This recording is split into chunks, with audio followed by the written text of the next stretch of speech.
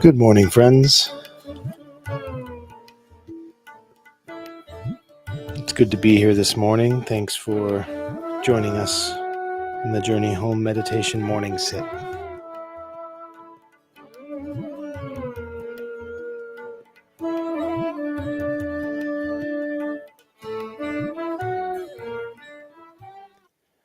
I am very happy to be able to do this sit. Some mornings it's difficult, right? Some mornings it's just difficult, period. Your feet don't want to work.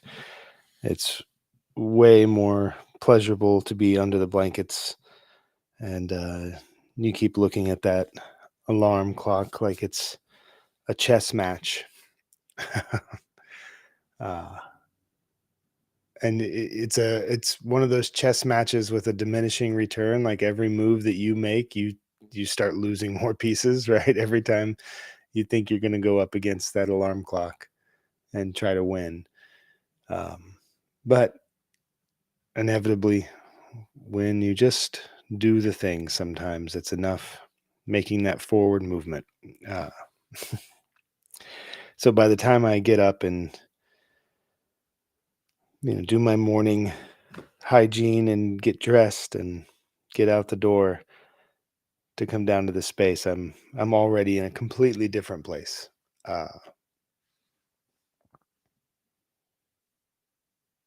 So I'm happy that I got out of bed this morning uh, to be here.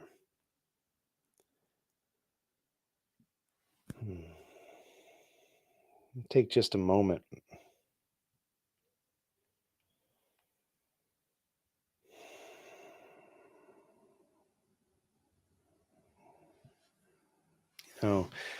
Doing the morning sit like this, it's a bit like preparing a meal. Um, when I cook a meal for my family or for friends, you are spending a lot of time in preparation, for the meal. The meal is the thing. That's the thing. We're all going to sit down together and we're all going to share this time and this food and this space. But it takes a lot of preparation, some things you have to do before that. And sometimes I forget uh, that that is also the thing. That the preparation is also part of the experience and the thing. And it's like that with this morning sit sometimes. I come into my space and I have to bring the computer in and gather the you know the device to connect the microphone and the headphones to the computer and connect to the phone and get it all set in the chair and all these little things that I do to prepare for what I mistake the thing to be. I think the thing is the sit. But I notice that if I don't actually take a moment to sit with um, that process as a joyful process, if I don't bring this presence into the setup, then by the time I sit down to do the thing, um, I'm not here all the way. I'm rushed and I'm skipping over points of awareness, uh, and sometimes I struggle with that, because then it just feels like everything is one step behind. So remembering when I remember that, even when I'm using an electric kettle to make the tea, right? That's a sacred process. It's a moment to have gratitude and to be present with what I'm doing. I can be present as I fill the water. I've spent time in my life living on the ground. Um, our family lived in a village of people who all lived in teepee shelters on the ground around fire year round. And our water came from a spring creek, um, and our heat came from wood fire, from gathering, you know, the wood from once living trees. Uh, and every part of the process you were a part of. And this is kind of where we've come from as a people, right? We've all come from this place where we were all um, adapted to that way of life. That everything that we wanted to do, we had to be manually involved in. But I was born in a hospital, and I lived in suburban neighborhoods, or at least houses always had electricity and um, piped water growing up my whole life. So that was a transition to go to the village. But once it happened, there was also a transition in the way that I related to my life, the way that I relate to the world. And it really helped open up a lot of those pathways for me in that time. And so now, even though I live in a house, yeah, I still have Spring Creek water that feeds our home, and we live off grid, so I still have to be somewhat connected to what we use for electricity. But there is a possibility for a level of separation, right? There's a possibility for that. It doesn't mean you have to do it. It doesn't mean you have to have uh, a lack of awareness, but sometimes it happens. And so some mornings I'll fill the electric kettle without thought from the tap, and I'll place it on and start the kettle and step away, and I can do four other things really quickly while I do all of that. And um,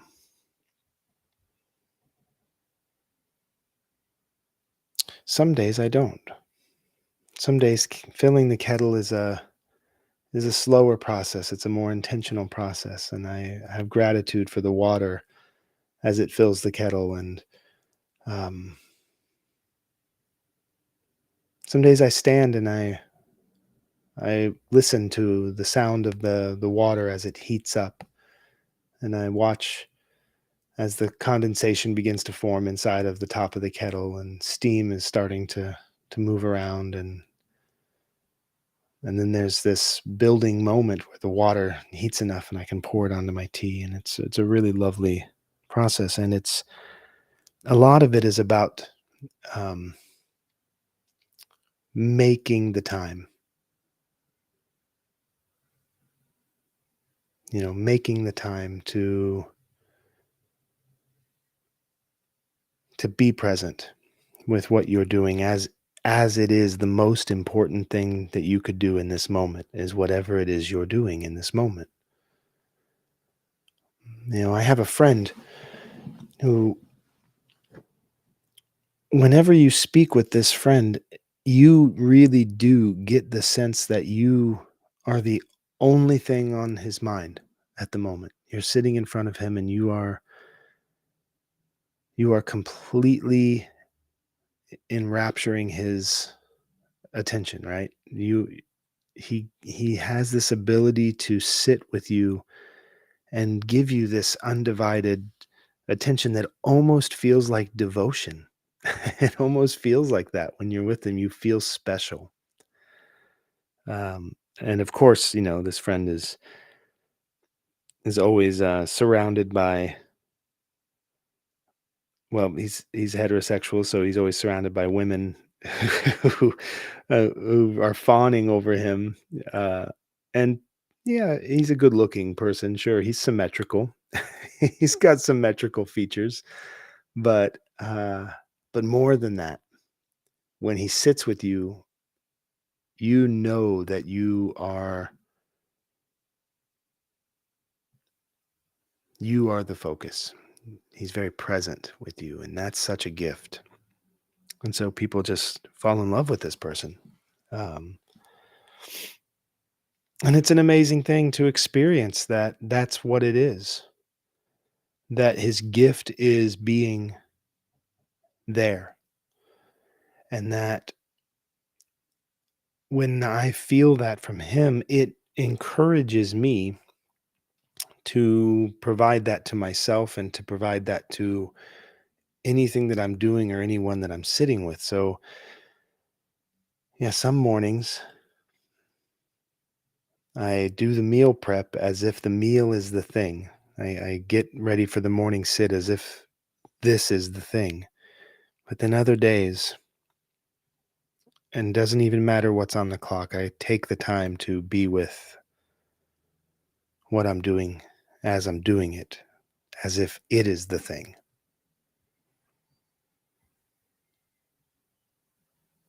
And I can feel the difference. And I'm grateful. I'm grateful for that. Um, what does it mean to be grateful? Um, I guess it means so many different things, but essentially, it means to be present with it. That's it. I think essentially that's what gratitude is presence. It's the unoccupied mind is gratitude. When my mind is not otherwise occupied, when I'm present with you, when I'm present with the moment, when I'm present with the feeling and the sensation, no matter what that feeling or sensation is or what our interaction is, uh, it doesn't have to be something I'm happy about. It doesn't have to be something that's pleasurable. I can still be present and be grateful that I'm here in this moment. And when I forget that I can be within gratitude in any moment, then I can have a tendency to begin to slip into what the Buddha called dukkha, right? Um, Suffering. And the word dukkha is often translated as suffering. It's often translated as desire as well. So we get this notion that when when we think about dukkha as desire or as suffering, um, we want to punish ourselves for having our preferences, and sometimes, yeah, preferences can cause suffering for sure. But really, what dukkha translates to, and I've said this many times on the show, I've been taught that what it translates to more directly is dissatisfaction, to be not satisfied. And I think that's where gratitude, um, in any moment, says that this is enough right now. What I have right now, I accept this. Um, and I know that that can sound like more prosperity gospel, right? Like, wow, how can you say that? You're speaking with such privilege. You know, it's a privilege to have enough. But I've sat with people as they're dying from different backgrounds. I've sat with people who are suffering, and I've sat with people who are joyful, and what they have in this world is not the denominating factor in how they feel. I have been with extremely wealthy people who are miserable, who can never have enough. There's never enough. Their inability to accept and to be with what is means that they have uh,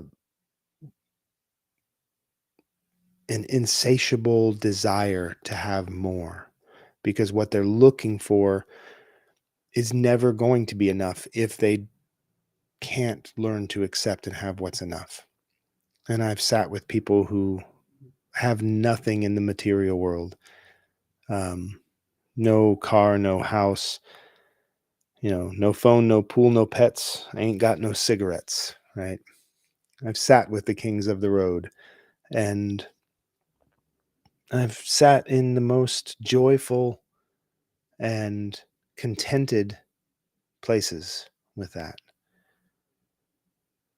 And so it's not what you have, it's the ability or inability to accept what is happening in the moment. That is the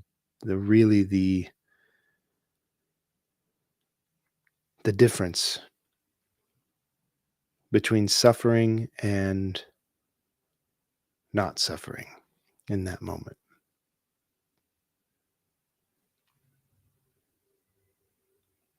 And acceptance doesn't mean agreement, and it doesn't mean um, it doesn't mean that you don't pursue the things that you need. It doesn't mean that you don't uh, try to provide better opportunities for your body, for your mind, for your relationships to heal. Of course you do. Acceptance is not complacency. That's not the same thing. But acceptance in this case is my ability to accept, to receive, and to feel accepted. It's belonging, a sense of belonging. And we've talked about that a lot on this morning sit, what it is to belong. So thanks for being with me this morning. Let's sit for just a moment together, if you will. Um, we'll take some breaths and get ready for our day together. So if you can find yourself moving into your meditation posture, and the meditation posture is simply that space of balance, that place within you where you can find rest with the least amount of stress or strain. And everything we do from this point forward in this practice is a devotion to breath. This is a devotion to our breathing. So we're going to facilitate, which means to make easier, our ability to breathe in, which is our ability to receive, to accept. And we're going to facilitate breathing out. This is our ability to let go, to release.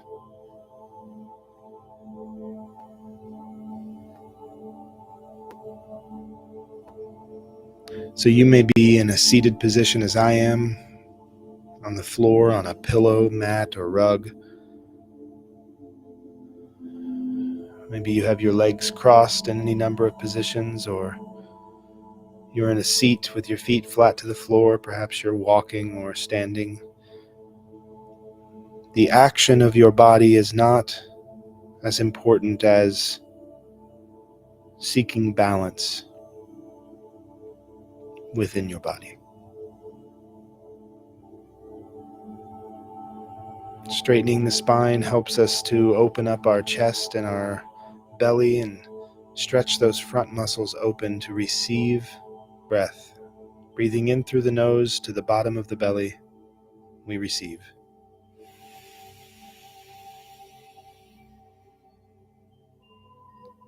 And let go.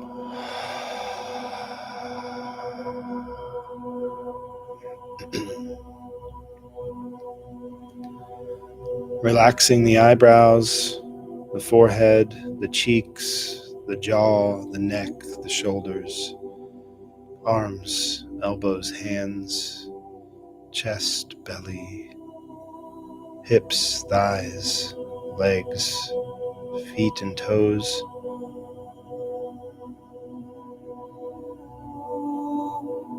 Breathing in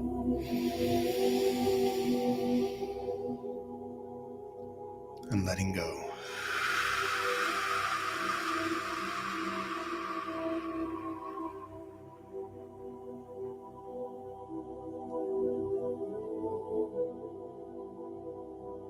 Make this a intimate moment with your body, with your breath.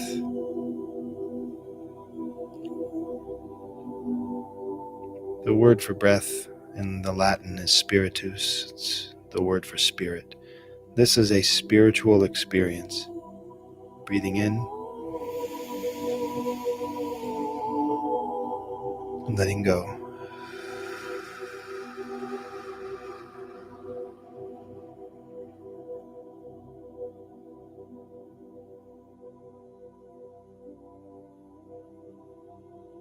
Breathing in,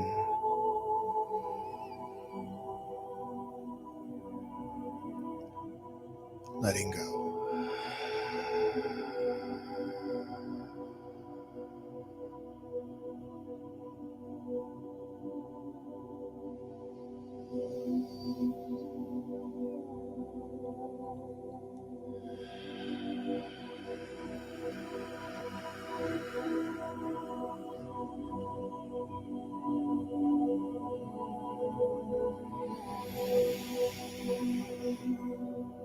Stay with the breath. As you begin to slow your breath in a more calm and controlled way, feel how your body settles into this acceptance.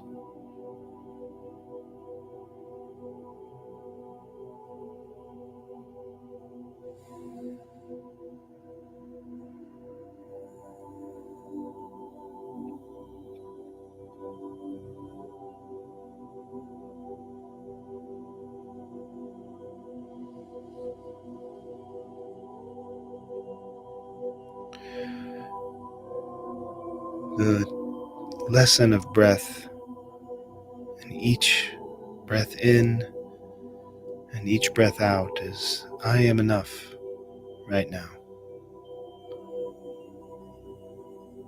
Because each breath is only going to bring us into the next moment, not much further.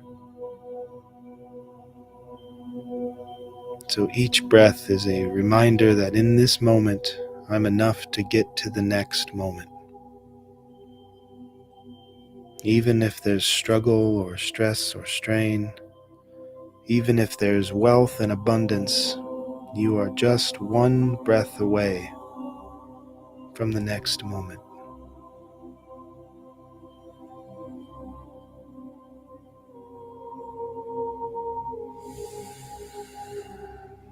So this breath is this moment.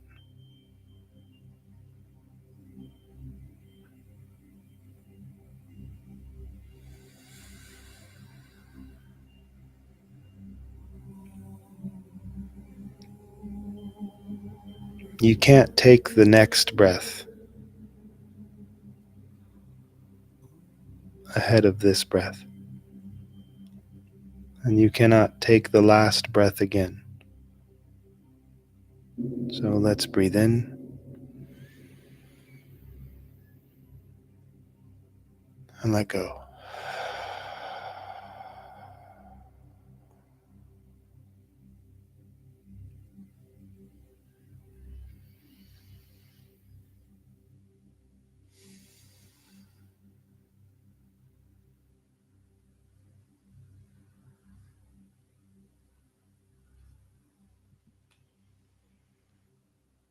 When you're ready, you can return yourself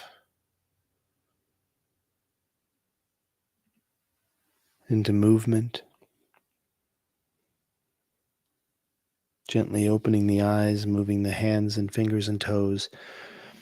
And if you'd like to stay in that position of accepting and receiving and letting go and releasing the breath, that's fine. And this is also a practice that is very low maintenance. And it's the easiest and most portable tool that we have in our practice is our breath. We take it with us everywhere. Unless you're deep diving without a mask, then don't take the breath with you. Just hold on to that last moment as long as you can. Oh, that's cheesy. Maybe being a dad does things to you. I don't know. But thank you, friends. Thanks for joining on the journey home. I really, really appreciate getting your messages. So keep sending those to journeyhomemeditation@gmail.com. And you can also seek out the voice message button. I believe it says leave a message or send message. Uh, on the links to the audio that I send, I know that it's present there. And I believe you can find it through Spotify itself. When you find Journey Home Meditation and an episode on Spotify, I believe you'll be able to find a link there to leave a voice message. And if you'd like, I can play your voice message on the show. So if you have a question or a comment, I would love to share it with everyone else who joins in on these practices with us. Um, I do have the ability for chat as well. So if you're in Facebook, Twitch, or YouTube, you can use the chat feature live, and I can go there now. Um, one difficult thing is sometimes it doesn't show me who it is that's speaking, but I've got some messages that says, "Good morning, my friend. I'm super glad and thankful that you do it. I love that this is how I take my tea with a friend thousands of miles away. Sucks we never got the chance to when I was down there." So I'm not sure who this is because I can't see your name in this chat feature on my program, but I kind of enjoy that I just have this wonderful world living in my head right now of all of these millions of people that this could be. Actually, I don't have millions of friends, but but I am let's see. I just got another message and I can't read it. Oh, it's Silas. Hey, brother. Yes, Silas, thank you. Uh, thank you for joining us as often as you can, brother. And yes, we will get together for tea and a hug in person one of these days. But I am ever grateful to be able to share this space with you. Um, but all right, thank you all. Um, and I'll probably be with you next week.